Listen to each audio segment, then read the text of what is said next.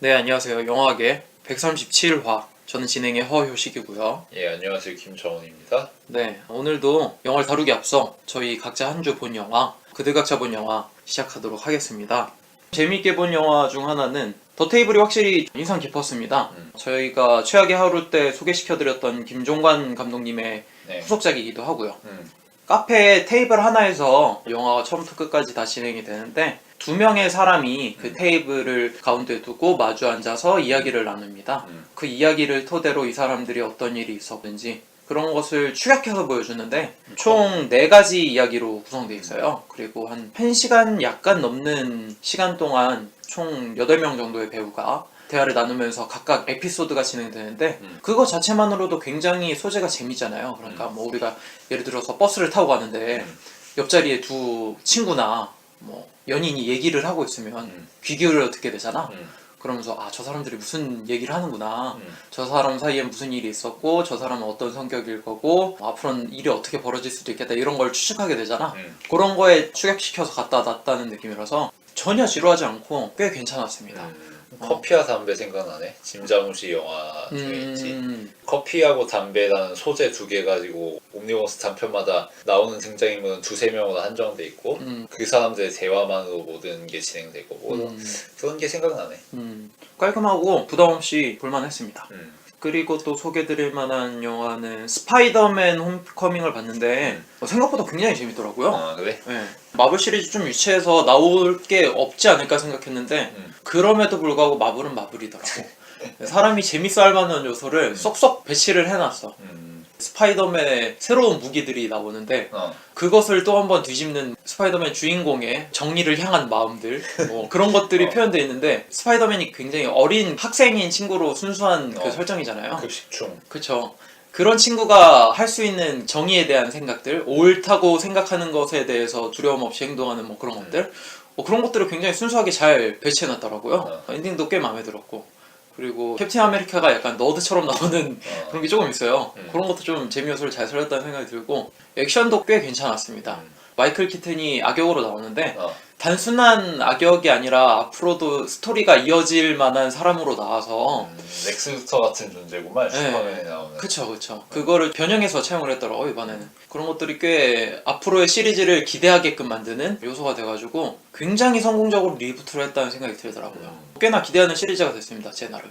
그 다음엔 저수지 게임을 봤습니다. 주진우 기자님이 이명박에 돈이 묻혀져 있는 저수지를 찾아서 조사를 하는, 취재를 하는 영화예요. 저희가 앞서서 더 플랜이라고 하는 영화도 다뤘었잖아요. 그때 내용이 어쩌던 영화적인 미학으로 봤을 때 괜찮은 측면이 있는데 이번 영화는 그런 거는 찾기가 어렵고 단도직입적으로 사건을 해결하지도 못하고 추측만 계속해서 내포하고 추적은 하지만 성공하는 건 없고 확실한 실체도 잡히지도 않고 그러다 보니까 영화가 전체적으로 끝까지 봤을 때 아, 그래서 결국 뜬구름 잡는 내용밖에 없네? 라는 생각으로 굳어지게 되더라고요. 이거랑 조디악 같은 영화를 비교해보면 아무리 조디악이 소설 원작이고 실제로 있었던 일이라고 한들 끝에쯤 와서는 정말 사람을 쫄깃하게 만들고 정말 그 악마와 대면했을 때 얼어붙는 그런 것까지 다루게 되잖아요. 진짜 악마도 아니야. 그쵸. 그냥 헛개비일 뿐인데 그쵸. 그 잔상에 다들 얼어붙는 거지. 그쵸. 이 영화는 그런 측면까지도 다룰 수 있다고 저는 생각을 했는데 그렇진 못하더라고요. 그래서 야심차게 출발은 했으나 결국 뭐 별거 없네? 라고 하는 마무리 때문에 많이 안 좋게 봤습니다. 네.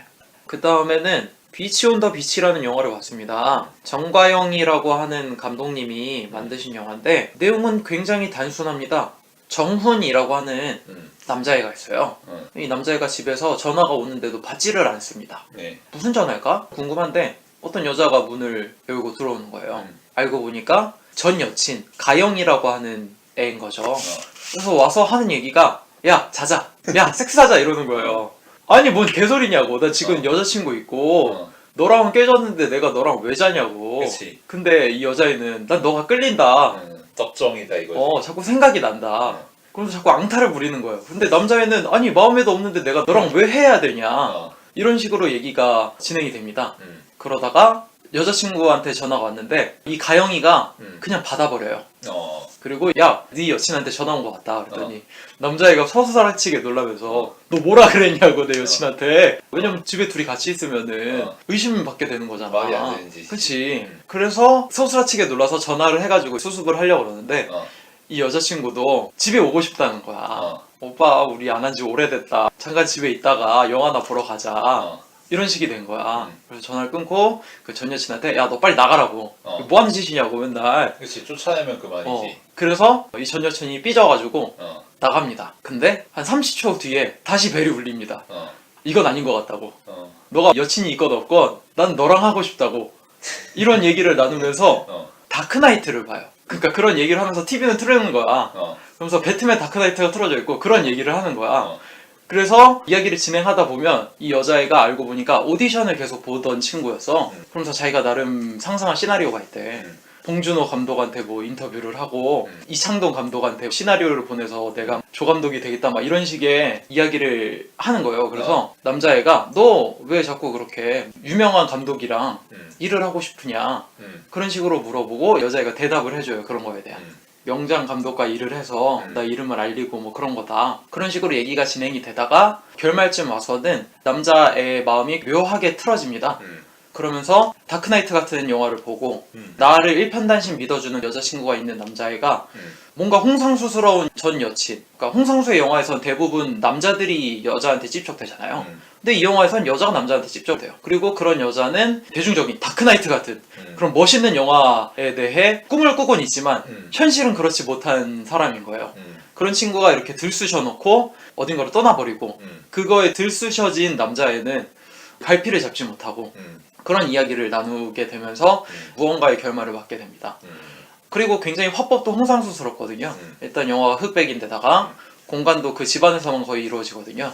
그러면서 대화를 통해서 이야기가 진행이 되고 욕망이 있는 사람이 계속해서 갈구를 하면서 욕망의 대상이 된 사람이 그러한 욕망 때문에 자기의 마음이 바뀌어버리고 또다시 그 사람을 그리워하게 되는 그런 것들이 교차되는 화법으로 이루어져 있는데 참 재밌다는 생각이 들었어요. 홍상수의 여자 버전이라는 생각도 많이 들었고 봉준호나 이창동 감독이나 다크나이트 같은 영화를 직접적으로 들먹이면서 자신이 표방하고자 하는 영화가 무엇인지 그리고 왜 남자들은 욕망하지만 여자들은 욕망하면 안 되는 건지 김민희처럼 홍상수를 대놓고 사랑한다고 이야기하는 것이 잘못된 것인지 그런 거에 대해 굉장히 도발적인 시선으로 받아친다는 생각이 들었어요. 그런 이유가 이 영화의 세부적인 디테일이 되게 많아요. 이름 같은 것도 그렇고 벨소리가 하필이면 타자기 소리야. 그리고 이 남자친구가 전 여친의 이름을 이름으로 안 적고 다른 무언가로 적어놔요. 그것도 굉장히 디테일이 들어가 있고 그리고 그 이름을 부르면서 또 뭐라고 이야기를 해요. 그것도 굉장히 중요한 요소로 작용을 하고 말물이쯤 와서 그리고 제목이 굉장히 전 마음에 든다고 생각을 했습니다. 밤의 해변에서 혼자 그 영어 명칭이 On the Beach at Night Alone이에요. 그러니까 밤의 해변에서 혼자 말 그대로. 근데 이 영화의 제목은 비치 on the beach거든요. 해변 위에 쌍년. 그러니까 여기서 표방하는 건 똑같은 거죠. 밤의 해변에서 혼자 있는 건 김민희였고 비치 온 더 비치에서 해변 위에 있는 쌍년인 거고 서로 일맥상통하는 면이 있는 거죠. 홍상수에게서 굉장히 아름답고 범접할 수 없는 그녀였지만 이 감독이 표방하고자 하는 여성 주체는 굉장히 욕망하고 그러한 요소들을 담고 있더라고요. 그래서 독립영화이고 크게 알려지지 않았음에도 홍상수의 느낌을 자기만의 방법으로 유머러스하게 굉장히 잘 표현했다는 생각이 들더라고요. 물론 허점은 조금 있습니다. 음악이 너무 직설적인 면이 없잖아 있고 홍상수의 작품에서는 워낙 대배우들이 쟁쟁하게 나오기 때문에 그것을 소화하는 홍상수만의 화법을 굉장히 잘 표현했는데 뭐 이 영화에서도 나쁘진 않아요. 그 나이대 또래 표현하는 이야기들이 있기 때문에 저는 꽤나 인상적으로 봐서 홍상수의 영화를 좋아했던 사람이라면 추천할 만한 것 같다는 생각이 듭니다. 이 정도로. 나오기는 이게 더 먼저 나왔네. 오히려 홍상수가 그거 보고 이거 만들었을 수도 있어. 나의 김민희는 이렇지 않아? 이러면서 네 그럴 수도 있겠네요. 그럼 이 정도로 그대 각자 본 영화 마치고 퀴즈쇼 다루도록 하겠습니다. 네.